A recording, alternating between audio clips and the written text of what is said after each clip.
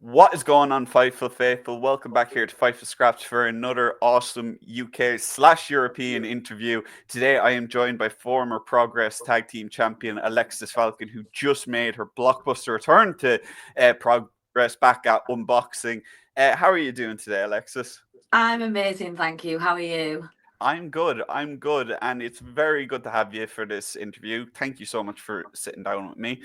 Um, I want to No, start thank you for with having me.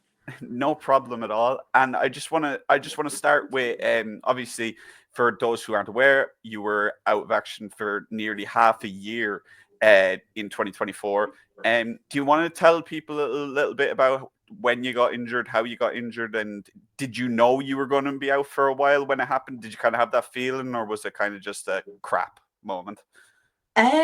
So it was interesting. I was in a triple threat match, and I definitely felt like I was the kind of the more experienced one in the match, and it happened really early on. And I knew straight away because I think as wrestlers, we've all had minor injuries. I worked for 3 months on a hairline fracture in my wrist, and then COVID hit, so it just healed. Yeah. I was quite lucky that COVID hit, but I was able to just strap it up, carry on working. You know, you sprain your ankle, you strap it up, you carry on working. You pull something, you carry on working. But the second that it happened, I was like, I'm done. Like I knew straight away. I should have thrown up the X and said, I cannot continue. But the because I'm more experienced than the people that were in there, I was kind of like, I have to carry on. And it did ruin the match. I absolutely ruined the match by doing that.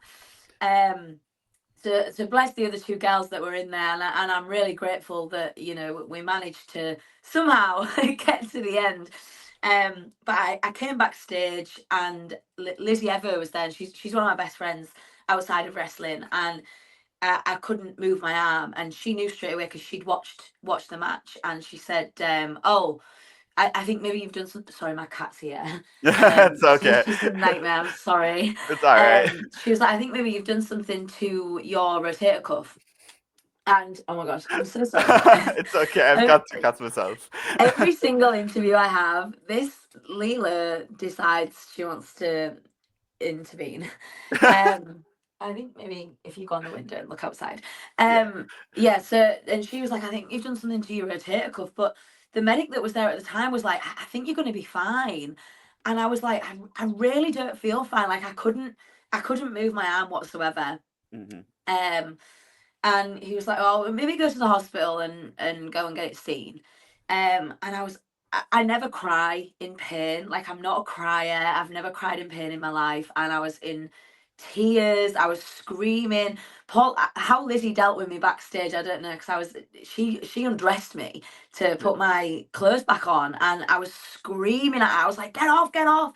And it was just awful. So I ended up in the hospital. They couldn't MRI me straight away because they just don't have the facilities to do that. You have to like get referred for an Hmm. MRI. But the X-rayed it. They were like, nothing's broken, but we think also you've torn your rotator cuff. 8 weeks passed before I got an MRI. I think it was, or maybe it was. I think they told me 8 weeks. But I think I managed to get it in 6. Um, and the results showed that it was a torn rotator cuff, a torn AC joint, a sprained collarbone, a sprained trap. I didn't even know you could sprain your trap, and a ruptured trap. Hmm. So I just immediately kind of. They said to me, they were like, because of your age and because it took so long for you to get an MRI, your AC joint's already started healing, which is going to be the main kind of issue that you're going to have. They said, so we don't, you pretty lucky you've managed to avoid surgery by the skin of your teeth. The bad news is the recovery time's about the same, Yeah. surgery or not. They told me I worked with a physio specialised in contact sports. He was absolutely amazing, and I was with him like 3 times a week. I was doing physio 5 times a week once that was able to start. I was getting like steroid injections into it. I think I had 4 of those. And yeah, it was it was really, really rough. I've never had, like I say, I've had, you know, little niggling injuries and stuff, but I've never had something where I was like, you're out of wrestling. And I remember being like, my life's over. Like, what am I gonna do now? Like, what are my weekends? Like, what? And then you feel like you're on the back foot because everyone's kind of like progressing while you're just like, not only are you sat at home, like I couldn't drive my car for a period of time, so I couldn't even like get in the gym, and then I couldn't even dress myself. So my mum, bless her, had to come and live with me for 3 weeks because I couldn't even sorry for the TMI. I couldn't even like wash under my armpits. I stank. Like I was literally like, oh my God, this is horrendous, because I couldn't lift my arm up. So I had to get my mum to come and look after me. And, you know, as a grown adult, being like, Mum, will you come move in with me for a few weeks? Like, it's not just like physically painful, like it's mentally painful. Like, it was, yeah, it was awful, awful. And like with that injury, like you're someone who would bounce between promotions in the UK. You were everywhere before the injury. Did it feel like it was like you did mention that people were advancing around while you were injured? Was that something that was kind of getting you kind of chomping at the bit? Were you kind of like going a little bit stir crazy saying that? Yeah, it really did. Like, I was, you know, I'm so happy for all my friends that did amazingly, but my God, it was tricky to see people. And, you know, especially when like you're getting tagged in, um because Alexxis Falcon cannot make the show, here's Yeah, her replacement. So I'm getting like the notification on Twitter, and then people retweeting it, and it's like someone retweeted a tweet that you were tagged in, and I'm like, yeah, and the tweet says constant Alexxis is reminder. injured. So it was like a constant reminder, and seeing these shows, and even the shows that I wasn't announced for because I was booked, you know, they were in my diary, but the shows hadn't been announced yet, or people hadn't been announced yet. And then I'd see another match get announced, and I'd just start thinking like, oh, I know I was meant to be in that. So it was really, really rough, and did make me go a bit crazy. Yeah. And you did find your way kind of back into wrestling, and eventually you did during your time away. You were working backstage with Progress. How did that come about? And was that something that kind of helped you a lot through your recovery because you were still actively working in the industry? Yeah, because like you know, 90% of my friends are in wrestling. Hmm. So not even like see even the social side of it. Like, you're not seeing them every week. You're not Yeah. catching up with them. You've got loads to fill them in on. So it was really nice to kind of be there. Progress were amazing. The second I got here, text I had a message while I was at the show I got injured at from Andrew Bowers, who Mhm. he does some stuff backstage with Progress, about the next show. And I voice noted him in the car, and I was crying, and I was like, I'm sorry, this is so unprofessional. I'm crying on the voice note, but I can't type. I said, but I'm injured, and I don't know what's up. I don't know if I'm going to be okay tomorrow, or but it feels really bad. And he was like, no worries, like we'll call you when you know, like just keep us in the loop, you know, all that. And as soon as I kind of got the news, and they said, because originally they told me I wasn't going to be back till February, March time, around now. And he said, I said, you know, I'm out for a really long time. And he went, not a problem. He was like, you don't have to. And all the Progress, it wasn't just Bowers that said this, they were all like, if you need anything from us, you let us know. And you are more than welcome to come and do some agenting backstage where you kind of like help the cameras. And I think the agents are invaluable, and it taught me a real lot. So I feel like I still managed to get some training in, if that makes sense, but from a completely different angle that I've never even considered before.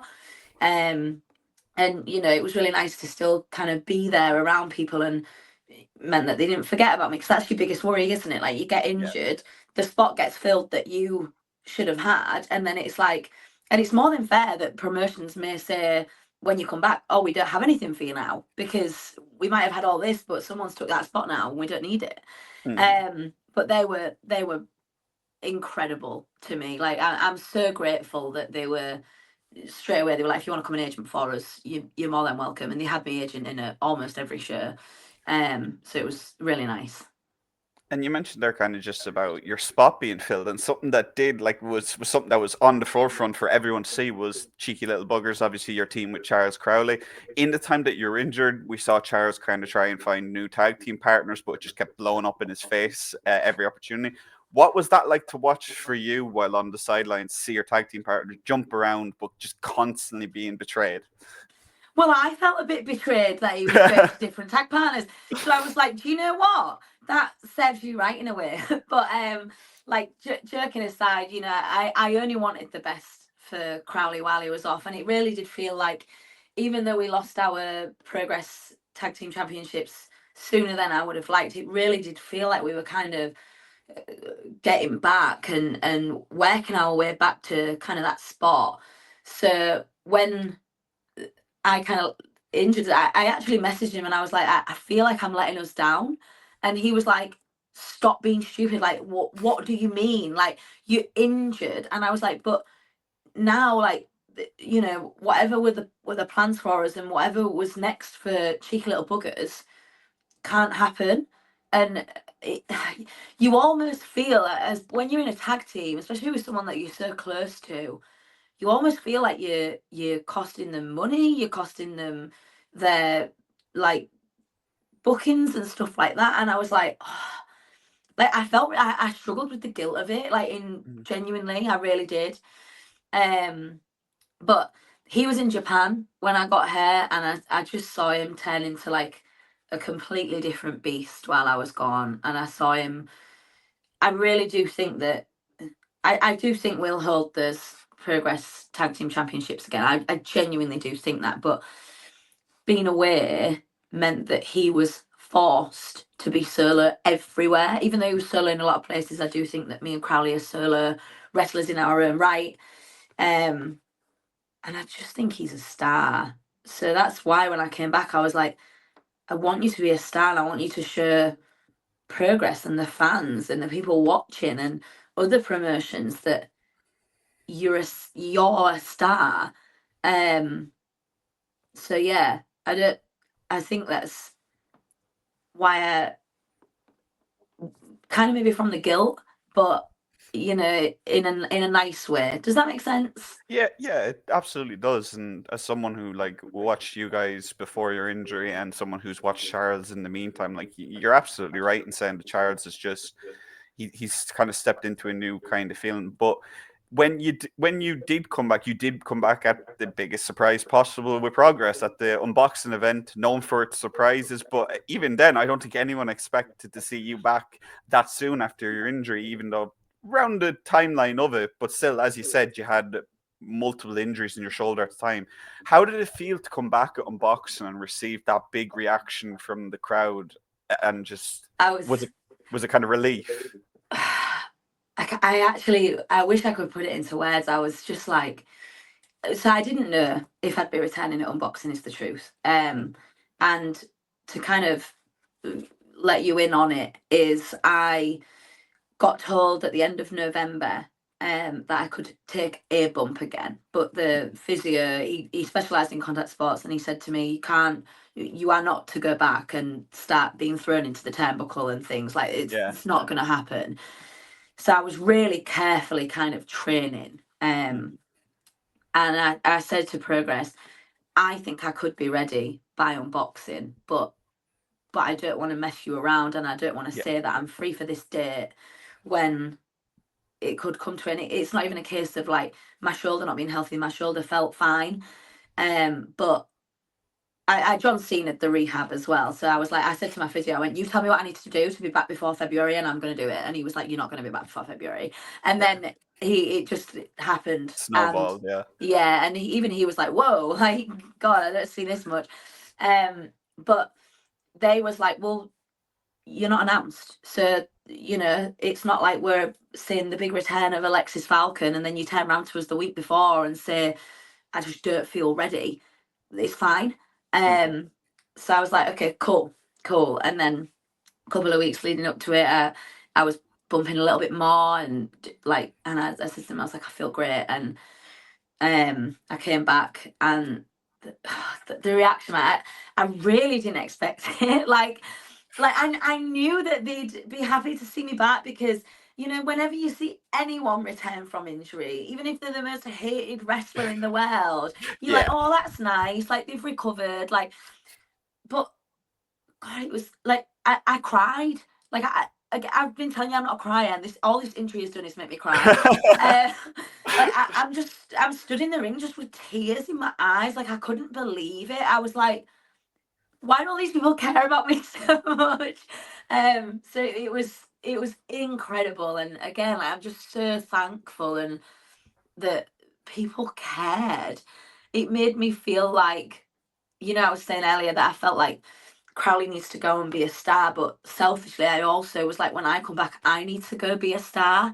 Yeah. And that's something I don't feel like I've ever pushed myself to go and be. And now is that time. Like, I got in the best shape that I've ever been in, and I'm still not finished. Like, I've only just in the last few months been allowed to start gymming properly again. Like, there's no way I'm going to be in the best shape of my life in that short space of time, but I still am, So I was like, it's time for me to be a star. And then the fans being so behind it made me be like, I know I'm about to go and make the correct decision by telling Crowley and Progress we both need to go on our own paths, Yeah. And I was going to ask about that. Like, obviously, you and Charles had that great match. I think everyone kind of just was in agreement. Oh my God, this is a great singles match between two people we've really only seen as a tag team in progress in recent times. But you're saying there about being a star and so on. Was that something that was kind of? Did you know when you got hurt, or initially when you got hurt, when you come back, that you kind of wanted to split the tag team, or was that something that came up in the return talks? No, it came up in the return, and truthfully, the tag team isn't split. Yeah. We're still cheeky little buggers, and we will. I will always have his back, Mhm. even in progress. He needs me, I'll be there. I need him, I know he'll be there, because me and Crowley cannot rely on many other people. Clearly, he's been turned on by everybody in progress, and so have I, and neither of us have kind of done it to each other. But so it felt more like a bittersweet, happy moment of you go and show everyone, and so am I. It's only progress, because I feel like progress is, one of, if not the biggest promotion in the UK. Mhm. And that's where I feel like we haven't had our fair shot at being singles stars. Mm. So it wasn't that the second I got injured, I was kind of like, oh, well, I wanted to break up the tag anyway, because the second I got injured, I was really looking forward to tagging again and, Yeah. putting on that. My gear that I have with him is my favorite gear that I have. And our music's like just makes me so happy. And the promos that we filmed made me so happy. But yeah, I thought when I came back about a week before, when I knew that it was going to happen, I was like, this is the right thing to do for both of us to make our careers go to the next step, because then I really firmly do believe we'll be the Progress Tag Team Champions again one day. And selfishly, I really hope that he is the men's champion and I am the women's champion at the exact same time, because we're aiming big. Yeah. I think fans would be delighted to see that because, like you said, you and Charles have been fan favorites for God knows how long at this point in progress. But moving on, kind of from the injury, the return, and so on. Obviously, you mentioned there that you really want to kind of excel as a single star. Is there any other major goals that you have for 2025 now that you're back, now that you're healthy? I just want to feel and show everyone just how hard I've been working Hmm. through the injury, even before the injury. I want to come back with a bang. I Hmm. want to get back to I've got a lot of work to do. I've got a lot of catching up to do, and now is the time for me to be doing that. And I don't want to be catching up at the same speed that most people catch up at. I want to be, you know, getting there quicker. Yeah. So just showing the world essentially that the 6 months that I had off, nearly seven, is I was missed. Yeah. Um, just get back to it, win some gold, and yeah, just be one of the best and be the best that I can be. So yeah. Absolutely. Thank you for sitting down with me today for this interview, Alexxis. You've been absolutely fantastic. I can't wait to see what you do next in 2025. Do you want to let people know where they can find you on social media, where they can find you at upcoming bookings? Yep. So my social media is at Alexxis Falcon, with 2 X's, not one, on Instagram and Twitter. I do have a Facebook, but I don't really use it. I know that's bad. um, but yeah, and upcoming bookings, I've got Atomic coming up.